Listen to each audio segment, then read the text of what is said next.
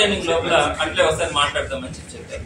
అయితే ఒక 3 days back మళ్ళా వీళ్ళందరూ కూడా మళ్ళా మెంబర్స్ ని పిలిపించి ఎటువంటి పరిస్థితుల్లో 2-3 రోజుల లోపల మీరు చైర్మన్ అని మార్చాల్సిందే అని చెప్పి పట్టుబట్టి మళ్ళా ఈ మేనేజింగ్ కమిటీని రేపు పెట్టడం కూడా జరిగింది. ఎందుకంటే వాళ్ళకి ఆ క్యాన్సర్ ఇన్స్టిట్యూషన్ తో సంబంధించిన MOU ఎమర్జెన్సీ ఉంది.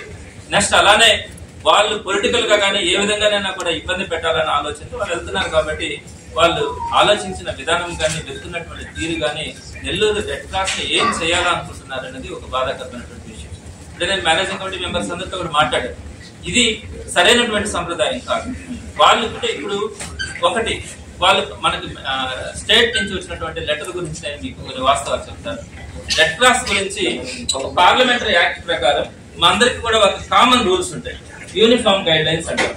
వాటన్నిటిని బట్టే ఫాలో అవుతాం. యూనిఫామ్ గైడ్ లైన్స్ అనేది ఒకటి ఉంటుంది. దీంట్లో ఉన్నటువంటి వాస్తవాలు ఏంటంటే ఒక లైఫ్ మెంబర్ గా ఎవరైనా జాయిన్ కావాలంటే క్యాస్ట్ చూడకూడదు, రిలీజియన్ చూడకూడదు, పొలిటికల్ ఇష్యూస్ చూడకూడదు, ఎవరైనా కూడా లైఫ్ మెంబర్ గా జాయిన్ కావచ్చు అన్నది మా యూనిఫామ్ గైడ్ లైన్స్ లో ఉంటుంది.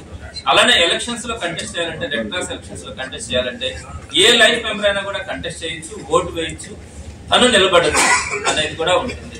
సో పొలిటికల్ ఇష్యూస్ అన్నది ఇక్కడ మెయిన్ కాదు. స్టేట్ నుంచి ఒక లెటర్ తీసుకొచ్చిన తర్వాత నేను కలెక్టర్ గారిని కలిసాను. కలెక్టర్ గారిని కలిసి నేను చెప్పాను, సార్ ఈ విధంగా ప్రాజెక్ట్స్ రన్ అవుతా ఉన్నాయి, పాలిటిక్స్ అన్నది ఇక్కడ మేము ఎవరు కూడా ఇన్వాల్వ్ కాదు, రెడ్ క్రాస్ ప్రెమిసెస్ లో ఓన్లీ సర్వీస్ గానే ఉంటుంది, బయట ఎవరైనా కూడా ఏదైనా ఎవరి ప్రొఫెషన్ లో వాళ్ళు ఉండొచ్చు, దాంట్లో తప్పలేదు.